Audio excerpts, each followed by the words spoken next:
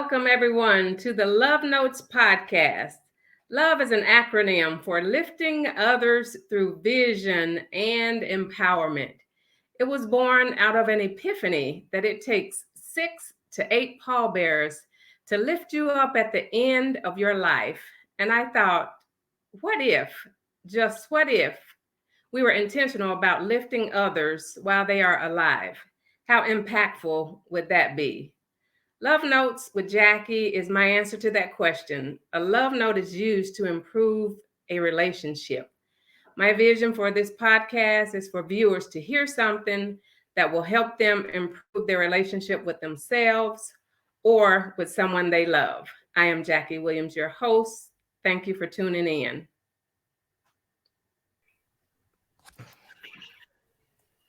Today, I have two very special guests, my dear sisters of Delta Sigma Theta sorority, who both had the distinct pleasure of living with an amazing woman, one as a sister and the other as a daughter.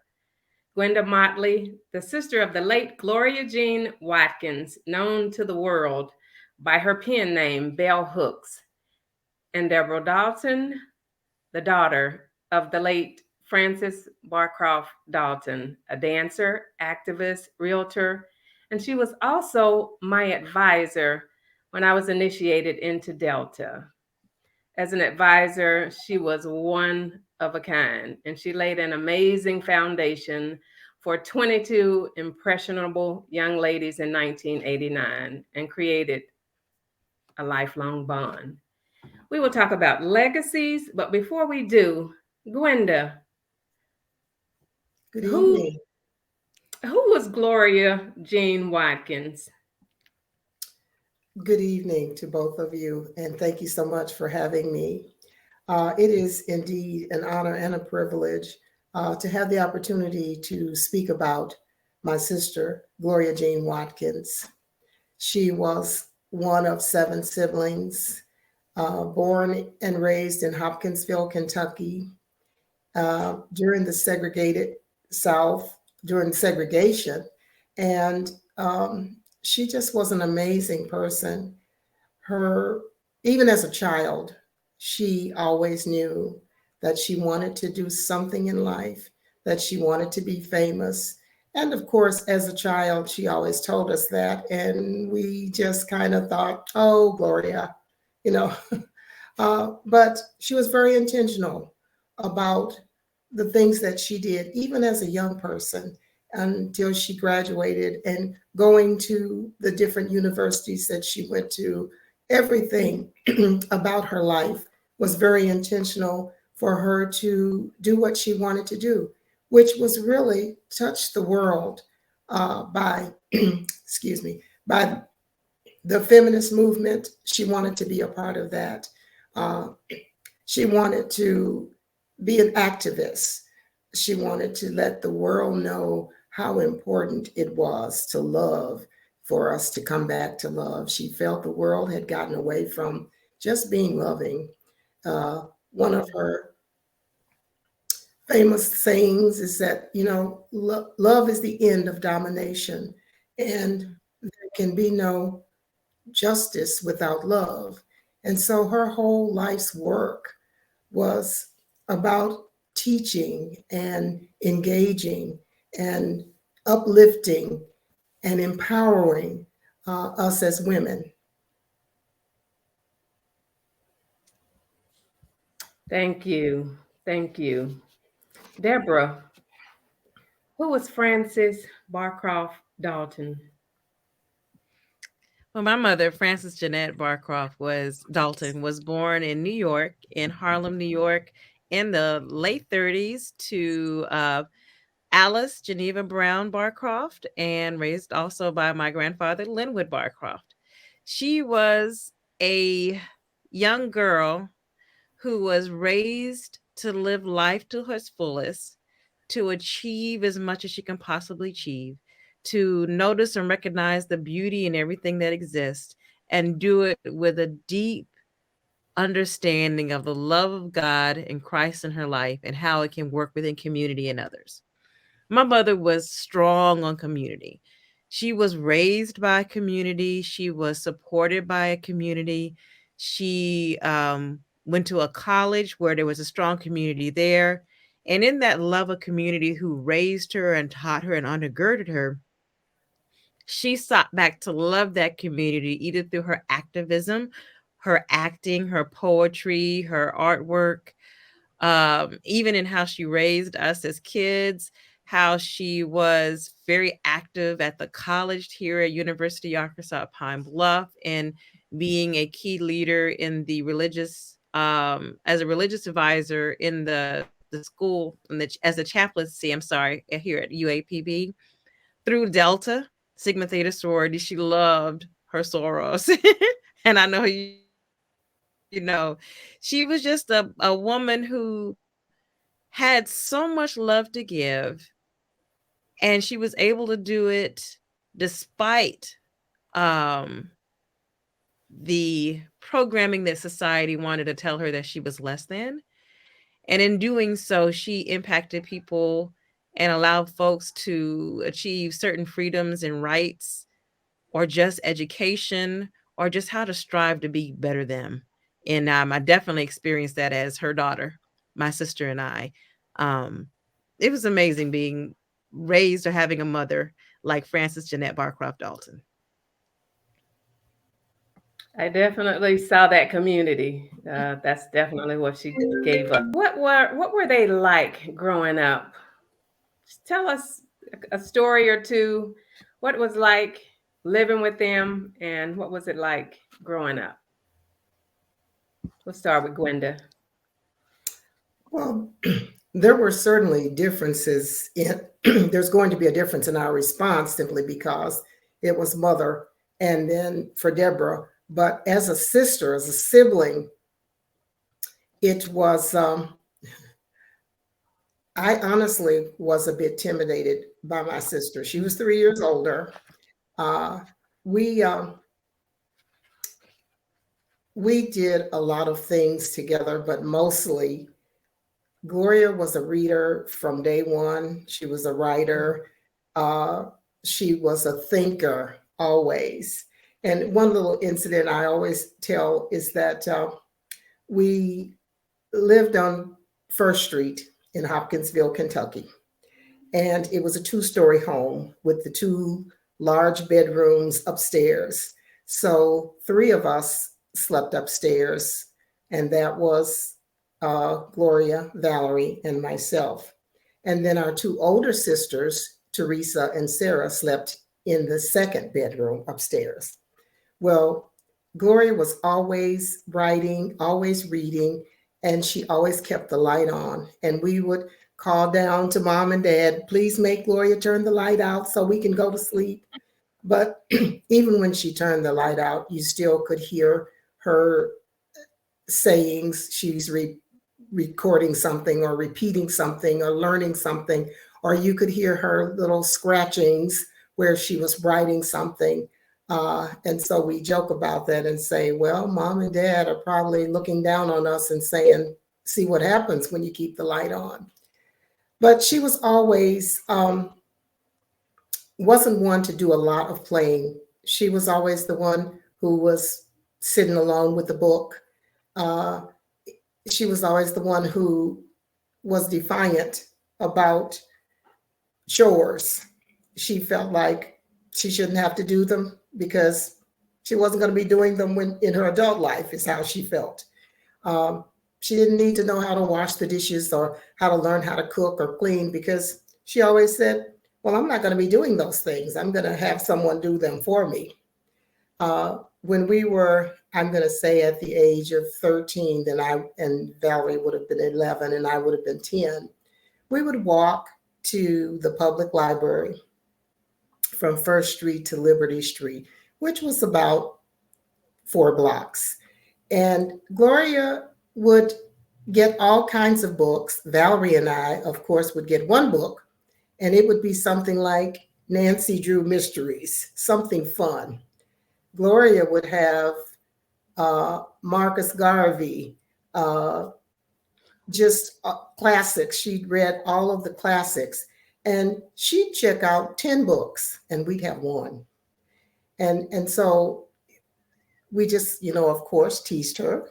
And she was the only one of the sibling growing up that wore glasses. So, of course, we called her Four Eyes. And we teased her about always reading and, you're just going to be crazy if you keep reading all this stuff.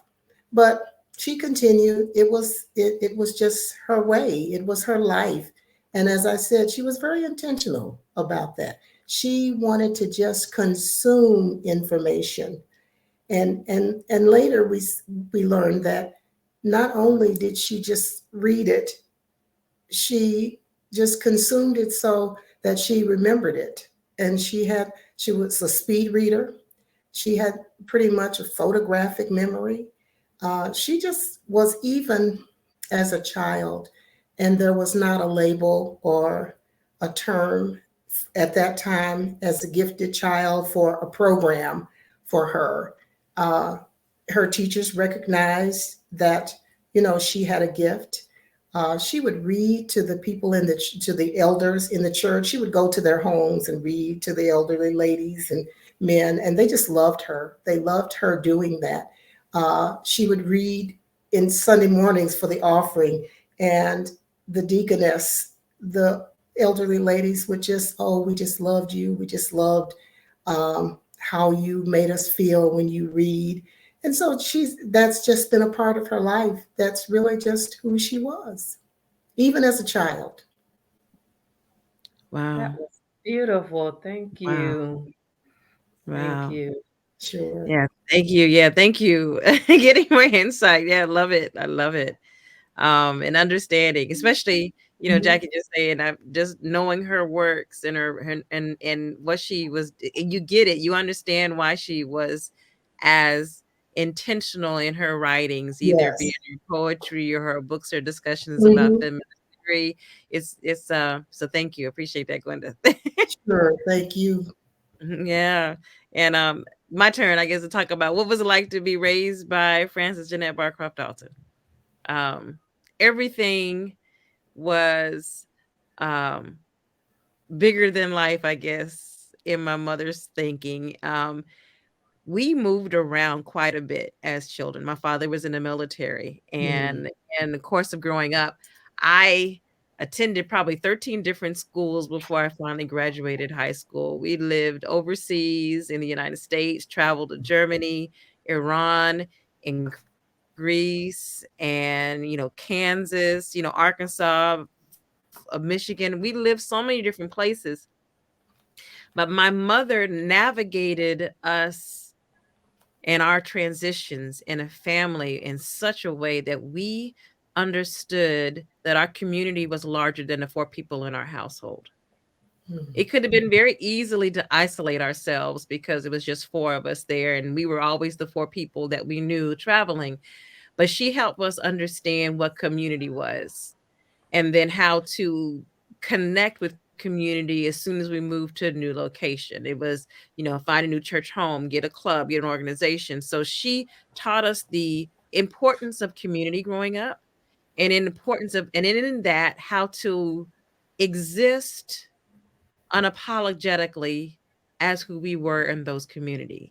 Mhm. Because growing up in the military, my father was an officer.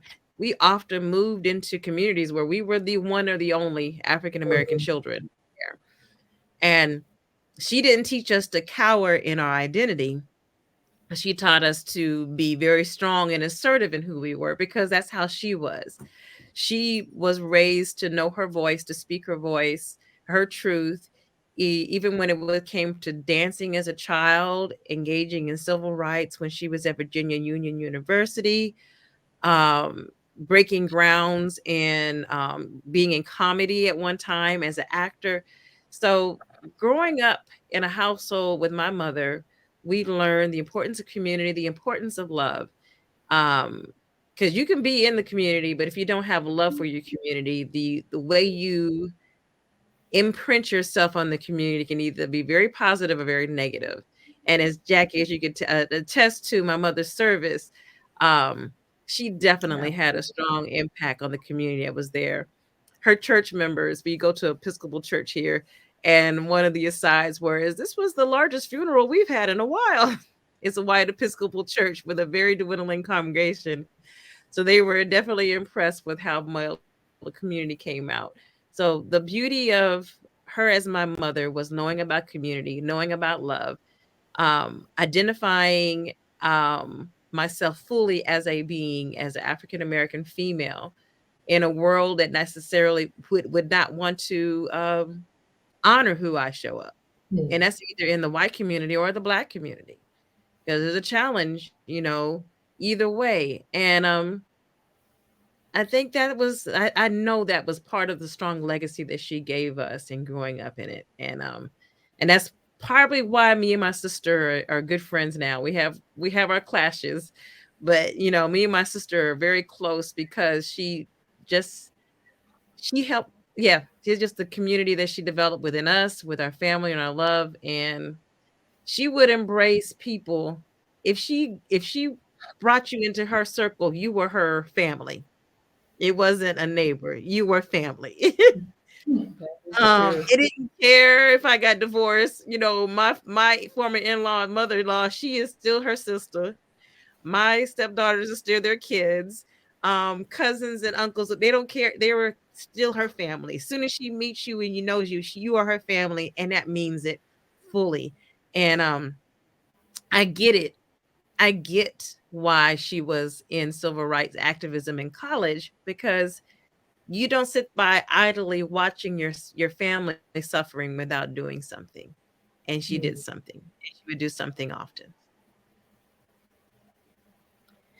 And you guys have both already talked a little bit about racism, but they both faced racism. So, what can you say in terms of how it really shaped them into the person that they became? If you can kind of give us an example or a story or a snippet or whatever you'd like to share, Gwenda.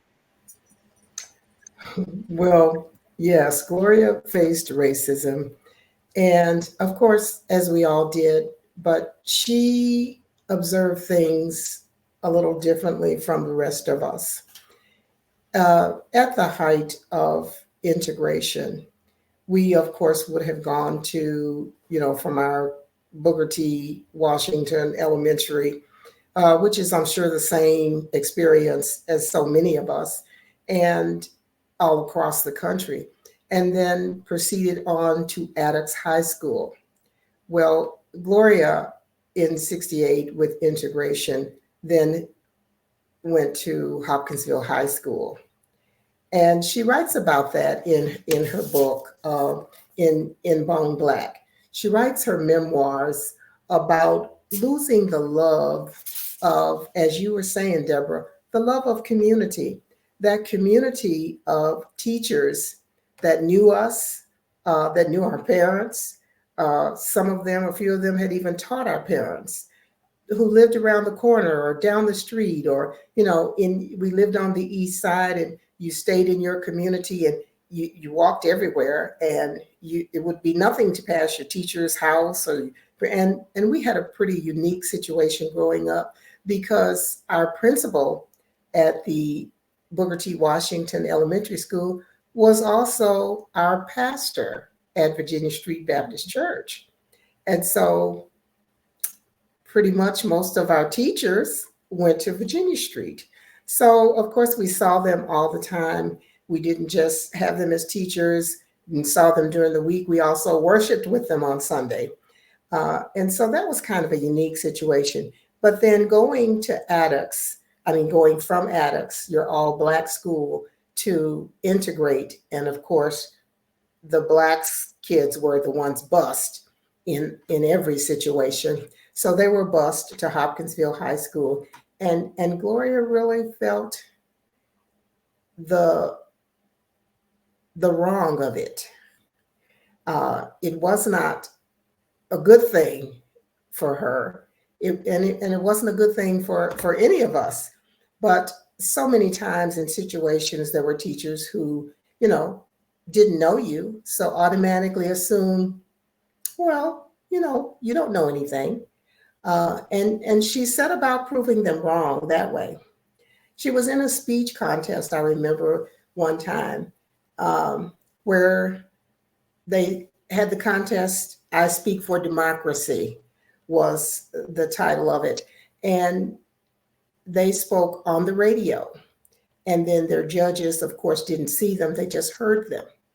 And she actually won. And of course, this was the first time a Black person had won it, because it was the first time a Black person with integration was allowed to even, be a part of it. Well, she won, and the gentleman on the radio said to her, "Well, you won, but if they saw you, I don't think you would have."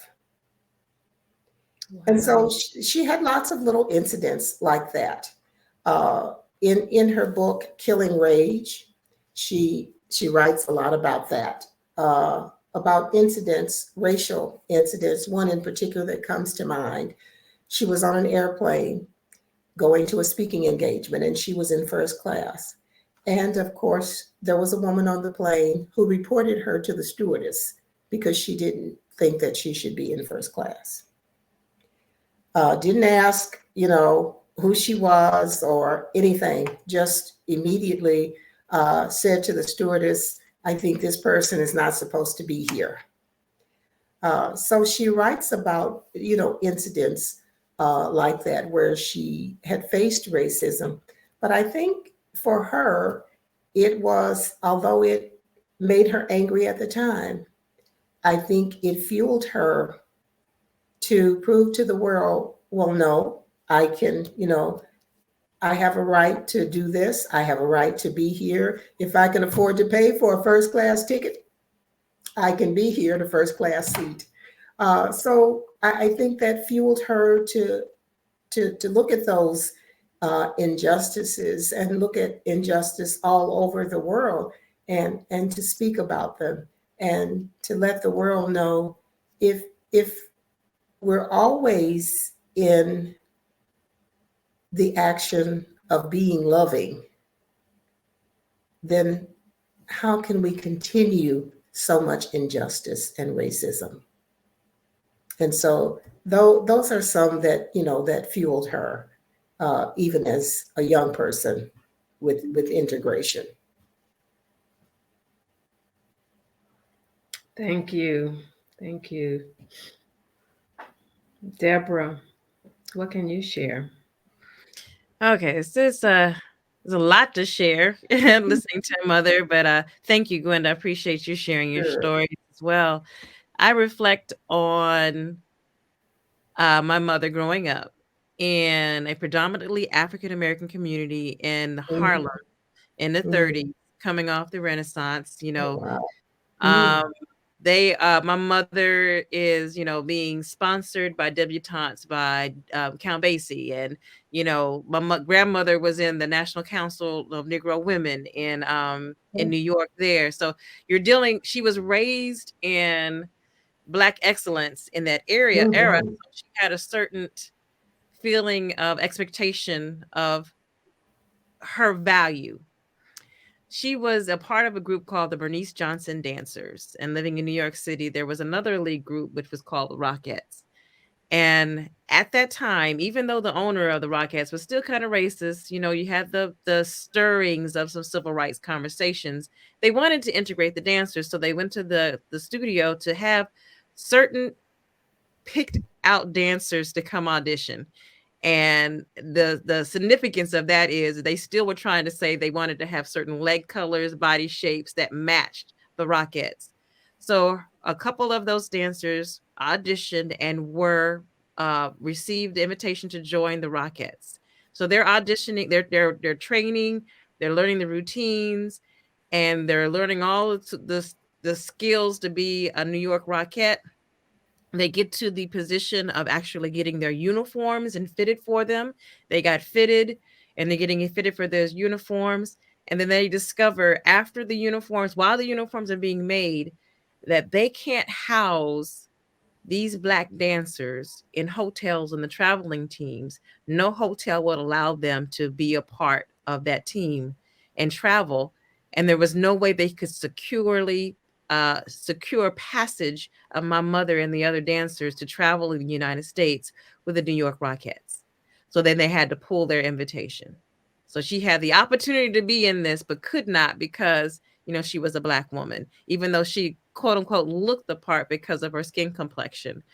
Um, the fact that she was African American didn't sit well for them, and then she decided to go to college. So you have a woman with this full embodiment of who it means to be a person growing up in Harlem, experiencing racism when something she's loved she's not able to do, and she's going to college, in Virginia, across the Mason-Dixon line, in that area, in the South, where you just had the last Confederate statue removed this year from Richmond, Virginia. And the students are now they're part of the SELC training to start doing the sit-ins. And she and some other students started going through the training process. And the irony of it is I didn't learn how significant that was until 50 years later, where they actually would sit in classrooms and teach them how to endure the violence that was going to come to them while they were sitting at the lunch counters. They trained on how to sit there quietly while people were cussing at them, throwing stuff on them, how to leave the building safely when the police come. So she trained and got a certificate showing it in the 60s, and was a part of the college students who picketed around Thalheimer and Woolworths at that time, and actually experienced watching my father at the time being arrested and part of the Richmond 34, and watching how, even though they knew they were doing well and what was important, it was something that was not openly received in the African American community, because the stigma that these students brought upon their families after this, many of their families, they got their parents no longer could have their jobs. They were working as maids and housekeepers. They were let go. There was no severance paid. You just can't show up anymore because your child participated in the sit-in. So she lived and saw that, even though she knew she was doing right, that it created so much negative tension to a lot of her her friends and family who were participating in those sit-ins and protests. Then getting her first job in Charlottesville, Virginia, and integrating a school, one of the first black teachers in there, and dealing with in Charlottesville, Virginia, teaching in an elementary school with students who were white in the 61, 62, and navigating that space was a challenge for her. And then marrying my father, moving across the country, and I didn't understand it as a child why we never were able to go to restaurants when we were young. We would always have that picnic basket in the car where we would barbecue our food, eat our stuff, make sure we go to safe places, because the Green Book reality still existed there in the late 60s, the early 70s to a certain degree. Knowing you're a college educated woman and being turned down for jobs that you are well qualified for, but you're still wanting to serve with excellence as she does, she would make sure that she would show up in spaces that they wouldn't expect her to be in and do it with such excellence. And so how my mother combated and dealt with it is showing up, doing the best that she could, finding ways for other people to succeed in the wake of what she's done. Moving to Pine Bluff, Arkansas, she was one. She was one of the first Black real estate agents here. They were the first Black real estate company, and what she understood coming from Virginia, she brought to this city the multiple listing service that not only profited her, because her challenge was coming here, and you had to find people that will allow you to sell their homes. And if you're a Black person, you may or may not be able to sell somebody's home. But if you bring in a multiple listing service, nobody can stop you from selling anything. So even though it helped her, it helped everybody in the community as well. And I like to I laugh. Me and my mother had something that we experienced in 1983. And I mention that date because it's amazing to me that it was 1983, 84 that this happened. As she got a listing in a community for a movie theater that was wanting to sell its property in Pine Bluff, Arkansas. We did the initial tour of this movie theater to go investigate and find out and get ready for it. The whites only and colored only signs were still existing in the building. So we're Wow. laughing at, my mother looking at it, and we're like, she's like, "Did you see this?" I'm like, "I'm seeing this for real. The white only and color sign just is 1983, 84." Now, the second time she went to go look at the property, because she was about to go take the signs to have them at home, the signs were conspicuously gone. The owners realized, and the signs were gone. But we were in a community, shoot, in Pine Bluff, they still have segregated high school reunions that take place in 2022, 2020. At that time, you didn't have, they had segregated proms in the 80s and in the 90s. You had country clubs that existed in the 80s and that blacks were able to work, but you wouldn't be invited to be in the country club. And so those are the kind of things that my mother experienced and dealt with, and I watched and witnessed as a child. Wow. I had no idea they were still doing segregated proms. I knew Yvette, Yvette, Forest City was doing that, but I did not know it was in Pine Bluff. So Oh yeah. my the elders in my life are all deceased. Both my parents are deceased. Both the maternal and paternal grandparents are deceased. So I consider myself now the elder and the one that has to keep things going within the family. Mhm. Mhm. I I Matriarch. love genealogy. That's kind of one of my passions. I'm the curator of history for my family. And Deborah, when I saw your mom's obituary, I know my parents probably tried to tell me things. My mom, not probably, she always told us stories. She was like a broken record, and I appreciate it now that she's gone. I remember a lot of her stories, but my grandparents and my father, I really don't. I was younger. So your mother's obituary was so detailed. Did she write that, or did you know all of that about her? That came from conversations and talk with my mother. I wrote that for my mother and sharing, put the details together. So a lot of the stories, the interesting note is a lot of the stories I knew before, the beauty of my mother and the community that surrounded her. And I was so intentional when she's passed. I let everybody that knew she knew know that she passed.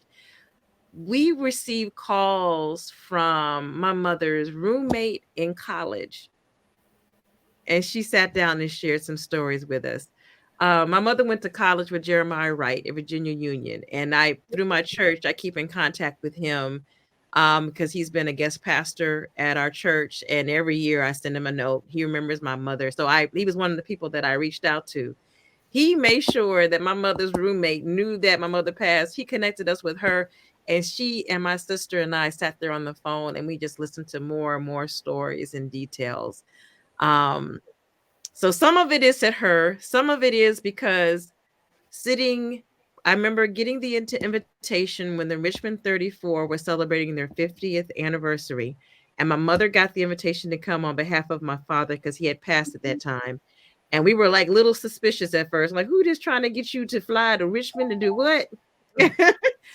So I remember escorting her there to the event. And it was because I escorted her to the event, I then had even more opportunity to sit down. Excuse me. Okay. They were quiet. Apologize. Those are my mother's dogs. Okay. I even learned more stories. I had a chance to sit in the VIP suite with a bunch of young ladies who were a part of the Richmond 34, and they all shared the same dorm room. And that's when I got a chance to learn and listen to discover more stories, not only about my mother, but my father. And the beauty of the community that both my mother and father had created in and outside of our bloodline is that when they passed, they reached out to us and shared even more stories. So we had little bits and pieces, but after they passed, we heard more. And then going through her things, it's like, oh my God, I'm learning more. You learn a little bit because that's mom and daddy, but I learned the deeper context of the things as we were going through her things and putting it together. And so it's a combination of two. She would sit down and tell stories now, and I would love to sit at her feet and my father's feet. But a lot of it was the community that embraced and loved them. They just showered us with more information and stories and details. And my cousins, who are older than us, who have known my mama since, before my father and her married, they're on my father's side. They even shared more stories as well. So it's her community that has helped share more details about her life over the time. What a phenomenal life. What a phenomenal person. Thank you for sharing her. And I knew she was bigger than life, but when I read her obituary, I thought, oh my goodness, I wish I would have just kind of, sat at her feet really more. So yes, that I feel the be same way too. So I get you. Yeah. It's like it's almost too soon. It's like if I could just have just one more conversation. But I feel you. Yes. So you've kind of shared. I was going to ask both of you, what advice would you give others to ensure that those stories of their loved ones, don't just go to the grave with them? And I hear, Deborah, that you have talked to a lot of her associates and got those stories. So that's definitely good. I think I'm going to start talking to more elders. I love talking to older people. And I hung out with your mom, and I think back now, I'm like, she was so much older than me. But you think her spirit was so young. Yes. Yes, I love talking with older people and learning from them. So Gwenda, how can we ensure that those stories don't go to the grave with our loved ones? Well, as I've said before, first off, my sister Gloria Bell was very intentional in making sure that her legacy would continue. So she established the Bell Hooks Institute in Berea, Kentucky, at Berea College. Not on the campus, but it is connected with the college. But she was intentional about that because she wanted her work, people to be able to study her work. She actually sold her papers to the college where people can come and view her work. And she wanted people to be able to study in a smaller community atmosphere. The Institute, her idea was to have people come. Let's say you wanted to work on your doctorate, your thesis. You could apply to the Bell Hooks Institute. You could come, you could stay. It had an apartment attached to it. So you also had a living space where you could do your work, as well as be connected to her and to the academic atmosphere. And so she was intentional in doing that. And so that we're hoping that the Institute, which actually the family will not be able to have any dealings with because she left it to her estate. But here in Hopkinsville, in her hometown, she passed December 15th of 21. And then in February, we started in February of 22. And I say we because it's important to have a committee of like-minded people. So I put the call out, people answered. We came together and I said, I'd like to see her introduced to people because there were some people who didn't know who she was, even here in her hometown. So introduce, celebrate, honor her. So we started with March 1st. We did a proclamation. We gave out books. We had book discussions. We went to the schools and read. The Literacy Council actually has renamed their annual writing contest the Gloria Jean Watkins Memorial Writing Contest. And so we're having some symposiums and book discussions, and we're hoping to always continue that, as well as there's an exhibit at the museum. There's a mural downtown on the side of the Historical Society. One really wonderful experience that I've recently had was for Black History Month. I was invited to a classroom where the seventh graders at Hopkinsville High School were learning about bell hooks, Gloria Watkins, and they were writing poetry or essays to enter the writing contest. And when their teacher found out, oh, well, ask her sister to come in. And so they were just delightful.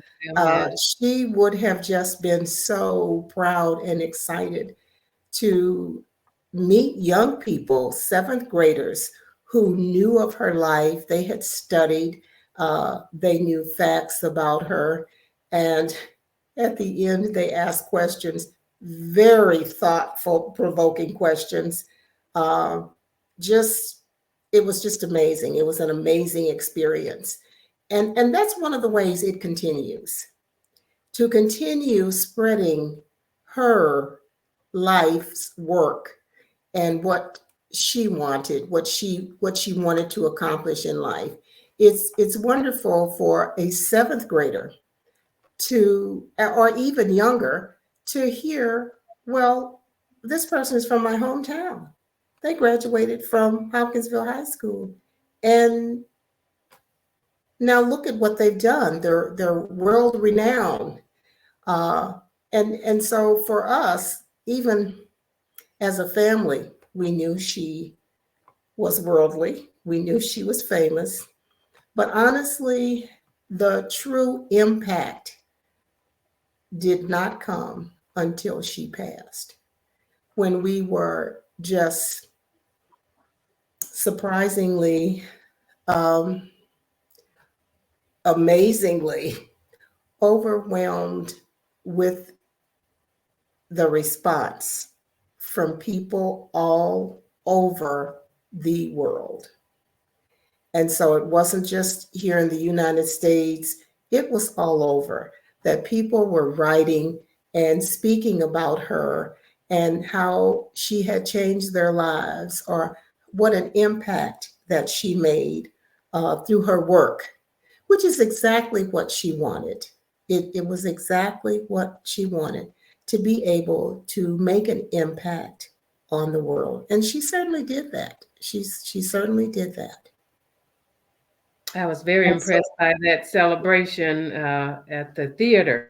Oh, yes, my goodness. She did. She chose cremation, and we chose a celebration. So in celebrating her, it was also an introduction to some people, but folks came from all over, and it was just a wonderful celebration, a wonderful time for people to pay their respects to her, for her, and about her. In some ways, we heard some things that we had never heard before. So it was just a wonderful time. A celebration is always, even when a person chooses to have cremation. She did not want a funeral. So the celebration was just a wonderful culmination of what we had done for March, which is Women's History Month.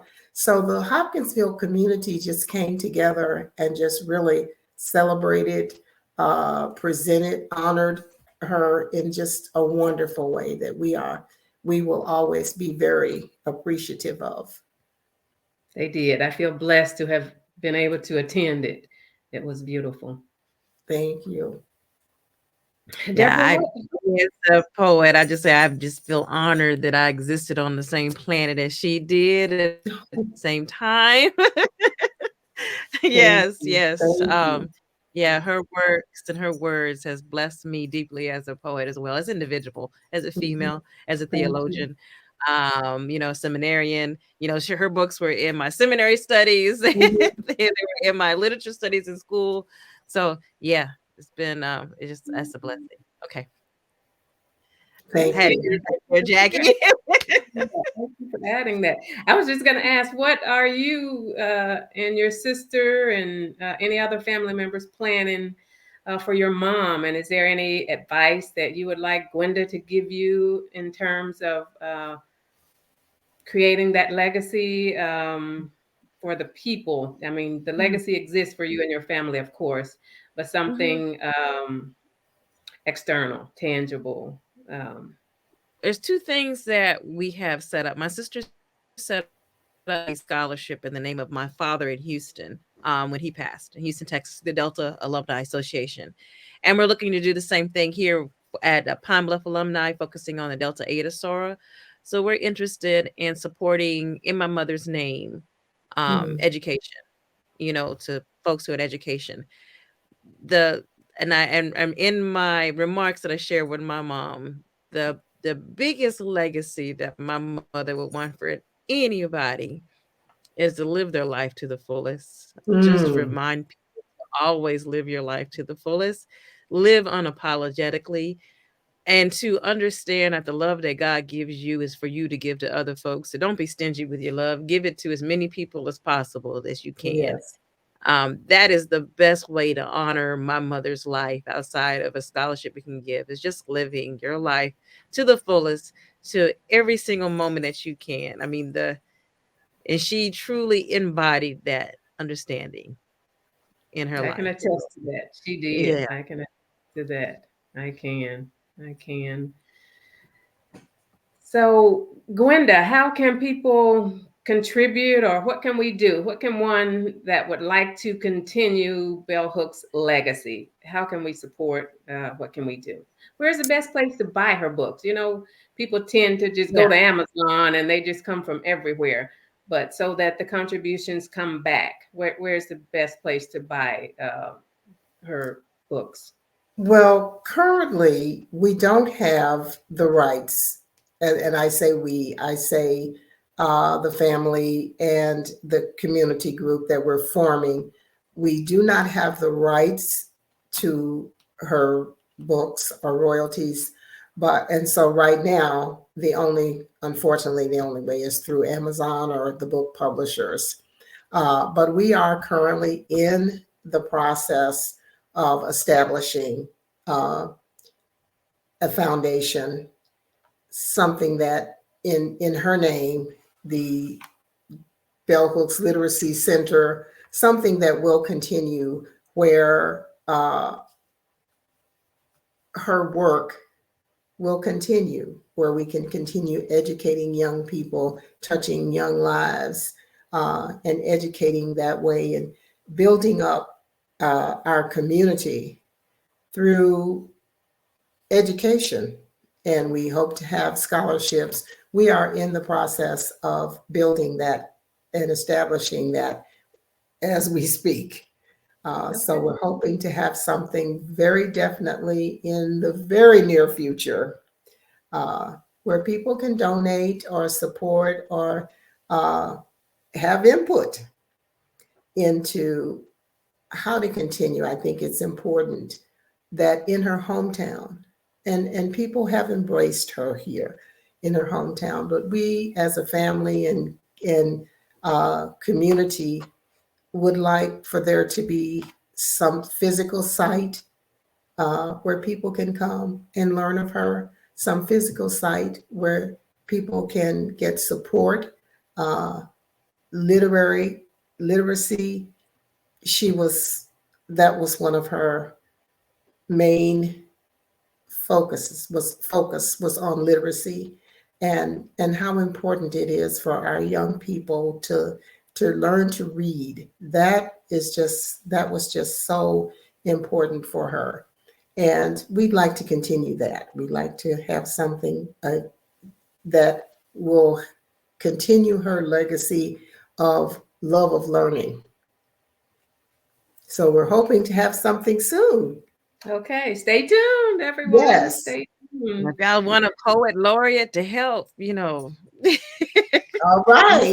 need a Okay. poet in residence, or We'll have you on the list. yes, most definitely, definitely. Thank you for that. Awesome, awesome. Ladies, it has been amazing speaking with you. So we will wrap it up. Final thoughts. What are your final thoughts on your loved one or on creating a legacy that endures? Gwenda and then Deborah. Well, honestly, I want to say that this was not what I was going to do, but it has seemingly fallen upon me, and I take it on willingly and lovingly. And I just want to be able to let people know that in her name and because of her, we should be all about love. And I so I, agree. I want to continue that frame of About all love. about love. You know, this was number one on the New York Times bestseller list last year for nonfiction paperback. And people ask me, well, why do you think that is? And I said, I think during the pandemic, when we were closed in or closed off or isolated, people wanted something. And fortunately, I think they were blessed to find All About Love. And it was very helpful to people. And I just want to continue that as much as I can. All about love. All about love. That's my ditto on the final remarks, and it's just so key. It is truly all about love. Mhm. Recognizing the source of that love, recognizing we are vessels of just transmitting that love to Yes. others, Mhm. and doing that unapologetically and becoming as whole and as healed as we possibly can, Oh, so yeah. that love Mhm. can continue pour out in its purest form. Oh, Uh, absolutely. yeah, in its purest form. So those are my closing remarks and sharing on that. And again, Jackie, thank you Thank um, you, Jackie. yeah, for this conversation. Thank you for thinking of me. Thank you for honoring my mother and my family with this. It's been truly a blessing. You're welcome. This is You it is know, me, and your mother has been a blessing to me. Oh gosh. Wow. Wow. And I never met Bell Hooks or Gloria mhm. Jean in life, but she has blessed me. And Gwenda is just as fabulous as Bell. So Well, it's thank you, Jackie. Not on that scale, but thank you. On But your scale is thank sufficient. you for including me in this. This is wonderful, and I thank you for this opportunity. You're welcome. So I want to thank my guests, Gwenda Motley and Deborah Dalton. Thank you all so much. And I ask everyone to please like, share, and subscribe. And everything that you do, let's do it in love. And as Deborah said, don't be stingy with your love. Thank you for tuning in.